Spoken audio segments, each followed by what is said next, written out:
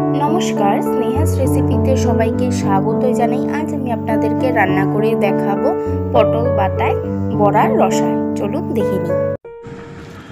আগের দিন রাত্রে আমি 1 কাপ মটর ডাল ভিজিয়ে রেখেছি। এই মটর ডালটা আর আদা আর কাঁচা লঙ্কা দিয়ে বেটে নিচ্ছি।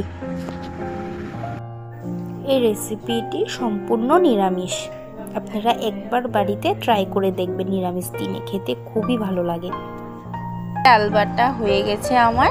এরপর একটা বাটির মধ্যে লবণ স্বাদ অনুযায়ী আর জিরের গুঁড়ো দিয়ে মেখে নিচ্ছি। মাখানো হয়ে গেছে। কড়াই বসিয়ে দিয়েছি। কড়াইয়ের মধ্যে সর্ষের তেল দিয়েছি। তেলটাও গরম হয়ে গেছে। এরপর এক এক করে বড়াগুলো ভেজে নিচ্ছি।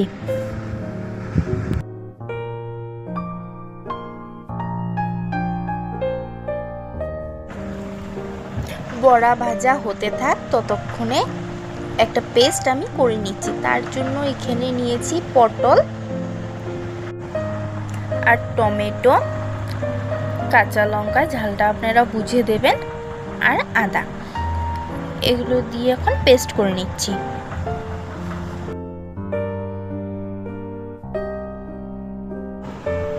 সব উপকরণগুলো মিক্সচার জারে দিয়ে দিয়েছি। এখন পেস্ট করে নেব।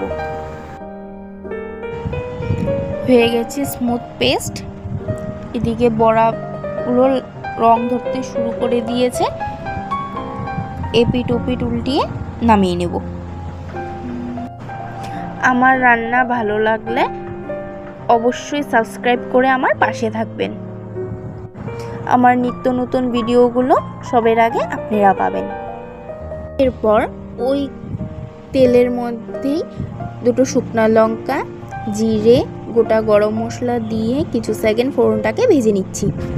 ফোড়ন ভাজা হয়ে গেছে আমার। এরপর যে পেস্টটা করে রেখেছি পটল, টমেটো, আদার, কাঁচা লঙ্কার, এই পেস্টটা দিয়ে দিচ্ছি। দিয়ে কষিয়ে নেব যতক্ষণ না পর্যন্ত তেল ছাড়ছে।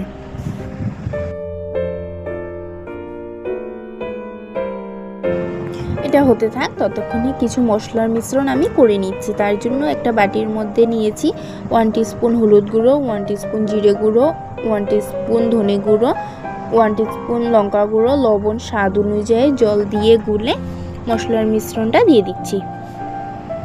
দিয়ে কষিয়ে নেব।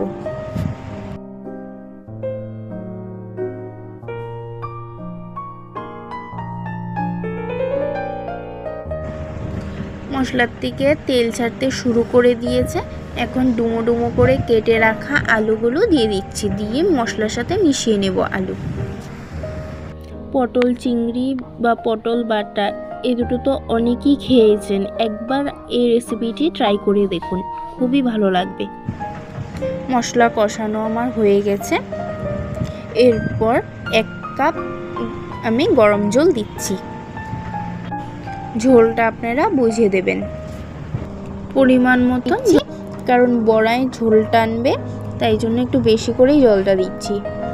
ঝোলটা ফুটতে শুরু করে দিয়েছে। এক এক করে বড়াগুলো দিয়ে দিচ্ছি। বড়াগুলো দিয়ে দিয়েছি। এরপর 3 থেকে 4 মিনিট মিডিয়াম টু লো ফ্লেমে আমি ঢেকে রাখছি। 4 মিনিট হয়ে গেছে। বড়াটাও সিদ্ধ হয়েছে, আলুও সিদ্ধ হয়ে গেছে। এরপর 1 টিস্পুন ঘি আর 1 টিস্পুন গরম মশলা দিয়ে মিশিয়ে 5 মিনিট স্ট্যান্ডিং টাইমে রেখে পরিবেশন করব। ভিডিওটি এতটুকুই রইল।